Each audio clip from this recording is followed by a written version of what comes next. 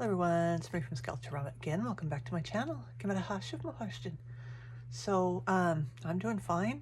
We are getting ready to start part 2 of this case number 4 build of the Gryphon. I keep wanting to say Gryphon Door.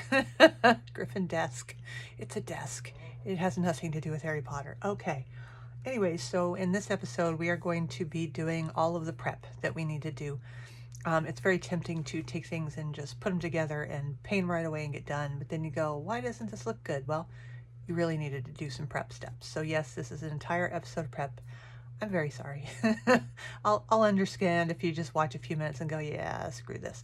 So anyways, hope you enjoy. Okay, so I've given these a little bit of time to set up. One of the things that we're going to want to do as well is I'm going to go ahead and take some joint compound. This is for drywall. This was the smallest container I could get, but when we moved into the house, we had to do quite a bit of repair. So I'm not even sure if this is still alive anymore. Oh, it's barely alive. So I'm going to take some of this and put this out on here. I'm not going to need very much at all. I'm not going to cover the whole piece, but I definitely need to put this on my list next time I'm at the hardware store. Okay, so a little bit of joint compound. You know, if somebody used it last time and had broken little stuff off there and sealed it better, wouldn't have this problem. Okay, so what I'm going to do is I'm going to fill where I have all these different tabs, right? So I've got to that end my metal spatula because, I mean, the plastic ones will work, but they have a tendency to break on you, and they're a little too flexible, too flimsy. This is still flexible, but it's got a lot more, you know, it's got a nice edge where I can just get this exactly where I want it. So I'm going to do that here and here and fill like this part here. So that way when I go to paint it, you don't see where these tabs were, right? It's just one of those nice little finishing touches. And again, a little of this goes a long way, but it does take a bit to dry, right? So just like you're putting icing on a cake, which is a bad analogy because I'm terrible at icing cakes. I'm going to put this here and let this get into these little cracks and things, and then I'm going to scrape along it. Okay, the better you scrape off your extra, the less sanding and things you have to do once it's dry. Okay, same with here. We're going to do that to the table too. I'm just going to go up to here where these two pieces join. Okay, and then I'm going to hold it up here. I'm going to do the same to the back. Get all these little cracks and crevices just so I'll have a nice smooth finish when I'm done. I'm not going to worry about underneath because in theory nobody's going to see that. If somebody's looking at your dollhouse and they're looking at the bottom of the furniture so they can critique you, just chuck them out of your house. You don't need that. That's ridiculous. Okay. A little bit more on here. And then on the table, we're just going to get the big stuff at the top, I think. That's really all we need to get. But, okay. Come on. The paper's trying to move on me. Okay.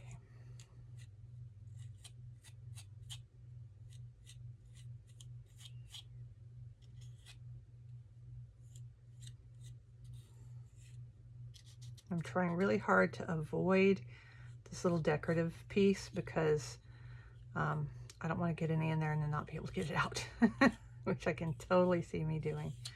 There we go.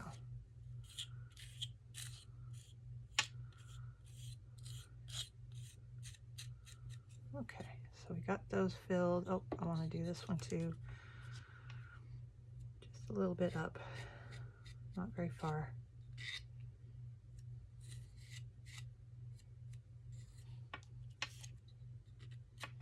And like I said, the metal ones are really good at scraping, so it makes this process quite a bit easier. These are great for stencils too. That's what I use for stencils. Okay, so I'm going to set this up. I'm not going to worry about doing the cracks in the chair and all that. It's kind of silly. Set that up that way, and then here, I'm going to move my nicely cut piece of wood because I can just see me dropping this big heavy jewelry block on there and breaking it. Okay, get these off of there. Actually, I don't really need to do that for this, but I'm going to do it anyway, just because it's the principle of the thing. Because I just realized, wait a minute, I'm putting a piece of wood, I'm not going to see it. But it will also help strengthen those connections as well, because it's getting material in there in those little cracks that maybe you didn't get the glue into. So it does help.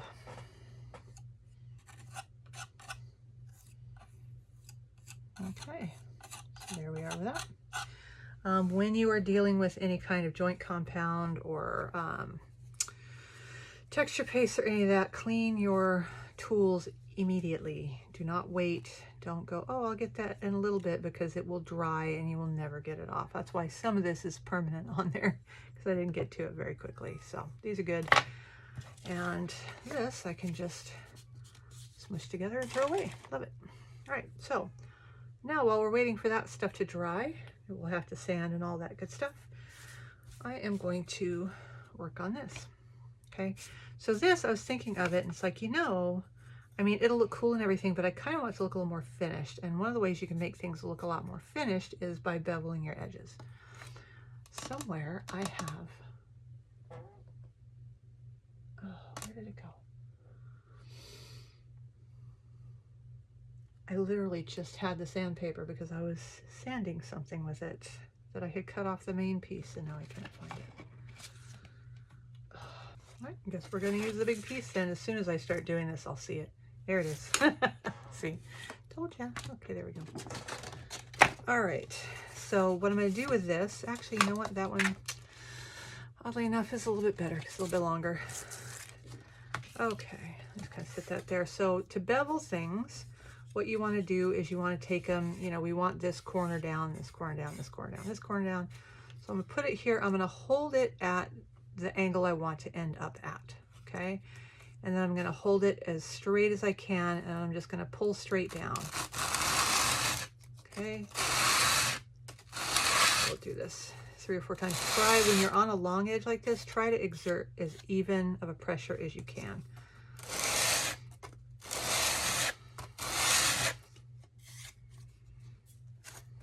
You see, it's already starting to give a bevel on there.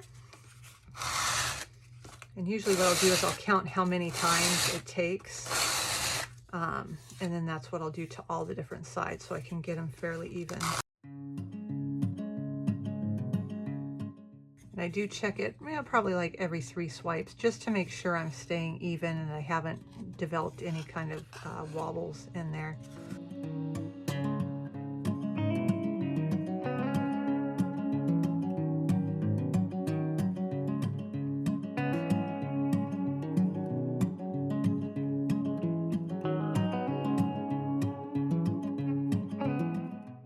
Okay, so there we go. We have a little bit of a bevel, and then I'll take some sandpaper with my hand and just kind of tidy up the edges. Get any of the rough bits off of the very edge. But I don't know if you can see that. Can you see? It's got a little bit of bevel to it. That will make it look way more finished and tidy when you put it on there. It's going to look less like we just stuck a piece of wood. And I left it so that it's, and I highly doubt you can see this, but it's got a little bit of straight edge, then bevel, right? I didn't go all the way to the very edge, because that way it'll still give a nice height to it, okay? So I'm gonna just go ahead and do the surface of this also, knock off any rough spots before we put stain on it. The back, like that matters, but back I can leave without stain. All right. So, take my microfiber cloth here. These things are great. These are disposable microfiber cloths that I got on sale. A pack of 35 for like $3. It's awesome. All right, so we have this. Get all your extra dust. You want to make sure you don't have a ton of dust everywhere when you stain. So what I have is this. So this is part of one of these. These are like shop rags, and you get them at the hardware store, kind of usually where the paint and the stain is. They're painting rags, but they work beautifully for applying your stains. So instead of using, say, a paintbrush, or if you want to, you can use a paintbrush. Just know you may not be able to, you know, get it clean ever again. But I'm gonna kind of, oops, got some pliers getting ready to fall. I'm gonna switch this around. This stuff is, I have to get some more. You can always tell because your lid, when you put it down, gets taller and taller and taller. And so this is going to have a nice thick skin over what's left of it. So I'm going to go ahead and I think and use a brush on this. So I'll grab this one here.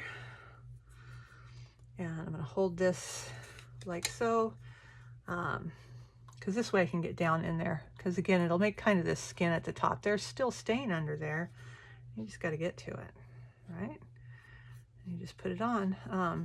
I know some people find staining intimidating, but it's really easy. You just brush it on. You know, it'll kind of sit and soak in as you do that. And then you take your rag and you just wipe off the excess. And look at that finish, see? Okay, so now I'm going to take and hold this side with my microfiber cloth, mainly because I don't want to get this stuff on my hands, but also you can kind of put little fingerprints in it that you'll have to go over because your fingers will try to absorb some of the stain too, you know. So a little bit here. I'm going to get these edges really good. I'm not going to worry about getting underneath because we're going to glue that down. And one of my viewers brought up an excellent point, is that stain is oil-based. And it is. And I could have swore that this was a water-based stain, but I don't think it is. I must be thinking of something different that I had gotten. I think I got one that was supposed to be like a combo with polyurethane and stain. That may have been the water-based one. But this one's not. So it can interfere with how glue reacts to it as well. Okay, so see that?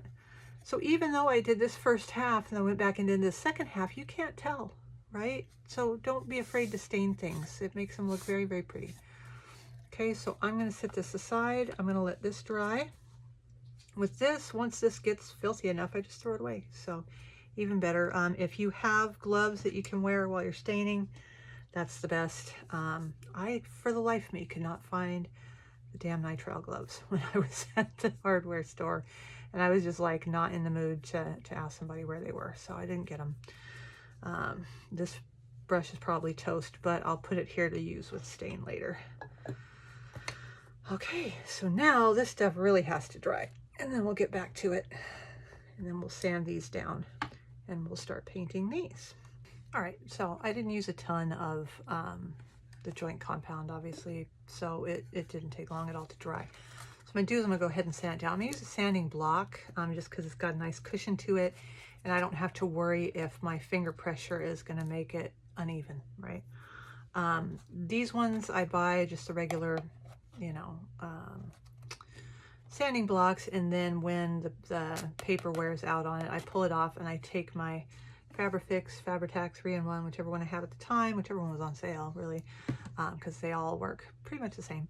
And I'll go ahead and glue sandpaper to the old block, and it works great. So anyways, with joint compound, if you got a bunch of it, ideally you should be wearing a mask because you really don't want to breathe in the dust from this. So I'm just going to go a nice circular motion, because see, look how much dust that creates. It creates a ton. And I'm just going to sand this nice and smooth. Okay, see? That was easy. Again, microfiber cloth for the win. And we will get the dust up and off of here. With this, you know, I tried to make very sure I wasn't going side to side here because I don't want to weaken that at all. Okay, so I'm going to do the same thing with the chair. So I'm just going to lay it on its side, hold it down here, and do the same thing. I'm going to feel here, make sure it's nice and smooth, which it is. Because believe me, if you don't, and I have a part of my wall as an example, if you don't sand it all the way down, when you paint it, you'll be able to see that. So definitely don't need that.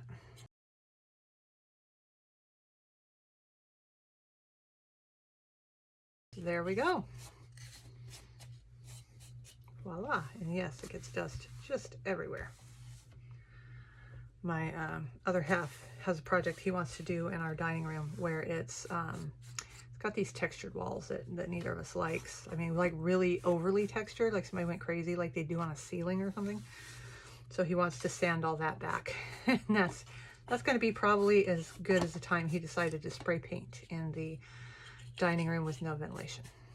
Oh, and he sanded at the same time. We had dust literally everywhere, but I got free weathering on the dollhouse because of that. So, all right.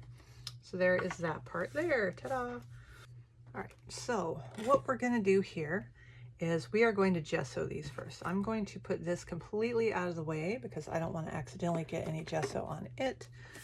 I've got my palette because I'm being behaved. I've also got this. So I did put this on top of here, and the problem with it is it covers up too much of the wood. I want the wood to show. So I was thinking to myself, you know, when I see desk blotters, which I'm assuming this is supposed to be kind of replicating, they're usually pretty small. And hey, they gave me this nice cool piece of chipboard, whatever it is, lightweight chipboard, I think, that I can do this with. So let's make this into a regular size desk blotter. So as we know, I can't cut straight, so we are going to use paper trimmer to do this. So this is about 3 inches. So a nice ratio for that would be 2 by 3, right? Because if you think about pictures that you get back, they're 4 by 6. So it's that same ratio. So let's go ahead and cut this down to 2 inches. Oh. With chipboard and a paper cutter, you really have to hold it nice and tight. Okay, which I clearly did not do. But that's why we have the rest of this. So when I screw this one up, I've got the extra. And I'm going to show you something we're going to do with this as well. Okay, so you're going, yeah, but see, it doesn't have the little notches. Okay, well, let's give it the little notches. How are we going to do that? We're going to do that with a hole punch. I'm not a big fan of this hole punch because you can't really see where you're going with it. There we go. But I should be able to see well enough to do these little notches. And that way, if I make them slightly uneven, I can just go over to that side and make it look like these sides, right? Because you can kind of see where it is in there. A little bit more than that. Okay, voila, easy peasy. This one I did miss a little bit, so I'm just going to kind of sand that little extra bit off, because if I try to cut it, I'm going to screw that up big time.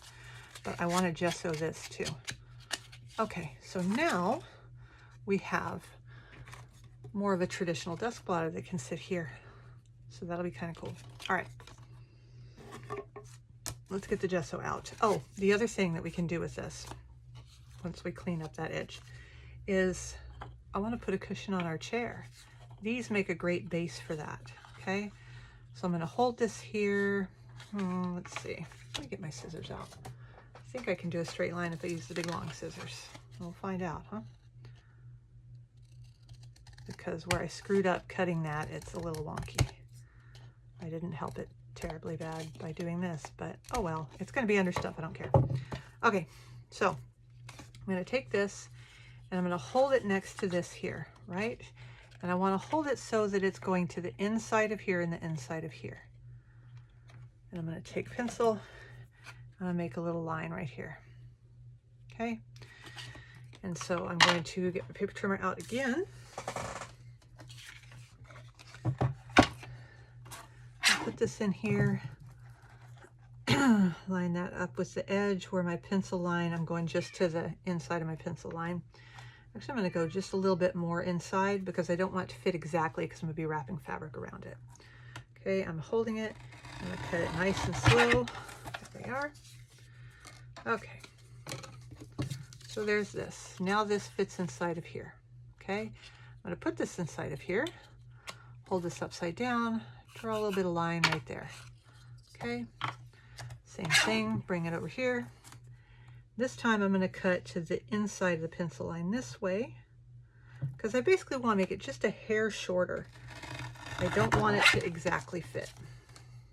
Okay, there we go. So there is that. Is this completely straight? No. Will you be able to tell once we put fabric on it? No. So I am going to take my scissors at this point because I'll screw it up any other way. I'm going to take just another hair off of it because it goes exactly to the edge. I don't want it to go exactly to the edge. Okay, there we go. So it's got like a little border. Hopefully you can see that. All right, this we can just set aside because it's going to have fabric and batting, quilt batting put on it. All right, so let's get our gesso out. So now we are ready to gesso all this stuff. So I have my gesso here. It's just Liquitex Basics, just regular old white gesso. The reason I want to use the white gesso, incidentally, is because I'm thinking of using the metallic paints that I got previously. I've been looking for an excuse to paint something copper, honestly, since I got this paint. But as you can see from the swatches, it's going to behave differently over black gesso versus a white gesso. And I kind of want this brighter version of it, so I'm going to go ahead and go with the white underneath. If I wanted the more antique look, I would have gone with the black. All right, so we have our gesso out. Let's get some in the palette. Whoa, that was a rude noise there, Mr. Gesso. Okay, that should be more or less enough. So I'm going to put on fast forward while I do this, but what I'm going to do is I'm going to start with like the fussy areas usually first because they're more of a pain.